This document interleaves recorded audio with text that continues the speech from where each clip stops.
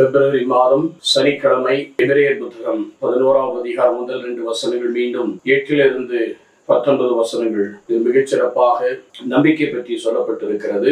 அதில் மிகச்சிறப்பாக 11ஆவது வசனம், ஆபிரகாம் வயது முதிர்ந்தவராய் சாரா கருவுற இயலாதவராய் இருந்த போதிலும் அவர் ஒரு தந்தையாவதற்கான ஆற்றல் பெற்றதும் நம்பிக்கையால் தான், ஏனெனில் வாக்களித்தவர் நம்பிக்கைக்குரியவர் என அவர் கருதினார். என கருமையான சகோதர சகோதரிகளே, வாக்களித்தவர் நம்பிக்கை, அவருடைய வார்த்தையிலே நம்பிக்கை இருந்தது. ஏனென்றால் தொடக்க புத்தகம் 12ஆவது அதிகாரத்திலே அவரை அழைத்த போது, நாட்டை விட்டு உன் இனத்தை விட்டு உன் குடும்பத்தை விட்டு வெளியே வா என்று சொன்ன போது அவருக்கு 75 வயது இருக்கும், சாராளுக்கு 60 வயதுக்கு மேல் இருக்கும்.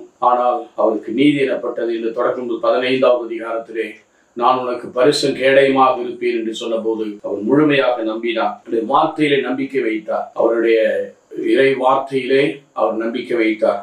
ஆனால் கண்ணீர் காணாத அந்த கடவுளை வார்த்தையிலே நம்பிக்கை வைத்த ஆபிரகாம் விசுவசித்தார். இதை ரோமர் 4:16 சொல்லப்பட்டது. இல்லாததை இருப்பதை போலவும் இறந்தவர் உயிர்ப்பிக்க வல்லவர் என்று அவர் நம்பினார். ஆனால் இன்றைக்கு வார்த்தையே மனுவுருவான கிறிஸ்து இந்த பூமிக்கு வந்து அந்த வார்த்தையை நாம் விசுவசித்து இந்த வார்த்தையினில் நிறைவேறிட்டு அவர் தான் சிலுவையிலே சொன்ன அந்த 6வது வார்த்தை, எல்லாம் நிறைவேறிட்டு, all things accomplished. ஆக இன்றைக்கு அந்த வாக்குறுதிகளை நாம் கடைபிடித்தோம் என்றால் திருத்தூதர்படி 2:38-39 சொன்னது போல பரிசுத்த ஆவி கொடையை நாம் பெற்றுக்கொள்ள முடியும்.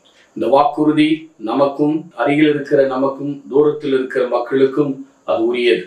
ஆகவே கடவுள் வாக்களித்த உண்மையுள்ளவர். அந்த வார்த்தையில் நம்பிக்கை வைத்து அவர் வருகை வரை நாம் நம்முடைய வாழ்க்கையின் வெற்றியின் பாதையில் சிறக்க நம்மை ஒப்பு கொடுப்போமா? நேற்றும் என்றும் என்றும் மாறாத எங்கள் நல்ல ஆண்டவரே, நீர் என்றும் எங்களுக்கு வாழ்வளிக்கிறீர். உமது வல்லமை ஆற்றலும் எங்களுக்கு தாரும். உமது கிருபையினால் எங்களை மூடி மறைத்துக் கொள்ளும். பரிசுத்தமாக வாக்களித்தவர் உண்மை உள்ளவர், அழைத்தவர் உண்மை உள்ளவர் என்பதை நாங்கள் தொடர்ந்து செயல்படுத்த கிருபை செய்யும் நல்ல தகப்பனே. ஆமென்.